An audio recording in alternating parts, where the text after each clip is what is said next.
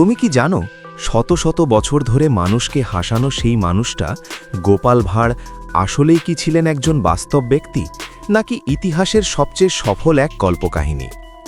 বাংলার প্রায় প্রতিটি ঘরে ঘরে ছোটবেলা থেকে আমরা শুনে এসেছি গোপাল ভাঁড়ের গল্প, তার বুদ্ধি, তার তীক্ষ্ণ জবাব আর রাজাকে বোকা বানানোর সেই অসাধারণ ক্ষমতা, সবকিছুই যেন একেবারে সিনেমার মতো।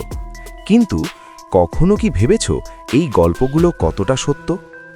আজ আমরা শুধু গল্প বলবো না, আজ আমরা খুঁজে দেখব গোপাল ভাঁড়ের জীবনের আসল ইতিহাস আর সেই অজানা রহস্য যা হয়তো তোমার পুরো ধারণাই বদলে দেবে।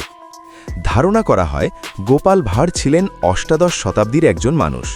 তখন বাংলার নদিয়া অঞ্চলে রাজত্ব করতেন কৃষ্ণচন্দ্র রায়। তিনি ছিলেন একজন প্রভাবশালী রাজা, যার দরবারে অনেক পণ্ডিত, কবি আর বিদ্বানদের সমাগম ছিল। আর সেই দরবারেই ছিলেন গোপাল ভাঁড়। ভাঁড় শব্দটা শুনলে আমরা হাসির মানুষ ভাবি, কিন্তু তখনকার দিনে ভাঁড়রা শুধু হাসাতো না, তারা ছিল রাজাদের সত্য বলার আয়না। যেখানে সবাই ভয় পেত সেখানে গোপাল সাহস করে সত্য বলতেন, কখনো মজা করে, কখনো কৌশলে। গোপালের গল্পে আমরা দেখি তিনি নাকি অসম্ভব বুদ্ধিমান ছিলেন। একটা সাধারণ প্রশ্নকেও তিনি এমনভাবে ঘুরিয়ে দিতেন যাতে রাজা পর্যন্ত হতবাক হয়ে যেতেন।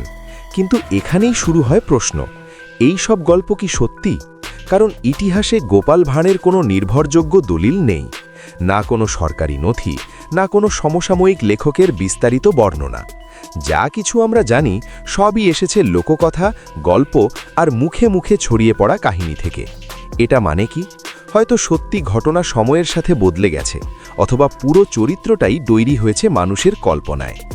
বাংলার গ্রামে গ্রামে মানুষ গল্প বলতে ভালোবাসে। একজন মানুষ যদি একটু আলাদা হয়, তার গল্প ধীরে ধীরে রূপ নেয় কিংবদন্তিতে। গোপাল ভাঁড়ের ক্ষেত্রেও ঠিক তাই হয়েছে বলে অনেক গবেষক মনে করেন।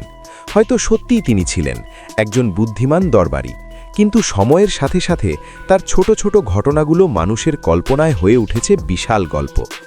এমনকি কিছু ইতিহাসবিদ বলেন গোপাল ভাঁড় হয়তো একক কোনো ব্যক্তি নন, বরং বিভিন্ন সময়ের অনেক বুদ্ধিমান মানুষের গল্প একত্র হয়ে এই চরিত্র তৈরি হয়েছে। সবচেয়ে অবাক করার বিষয় হল গোপাল ভাঁড়ের জন্ম তারিখ জানা নেই, মৃত্যুর সঠিক তথ্য নেই, তার কোনো নির্দিষ্ট ছবি নেই। তবুও তিনি আজও বেঁচে আছেন। এটাই কি প্রমাণ নয় একজন মানুষের থেকেও বড় হয়ে উঠেছে তার গল্প?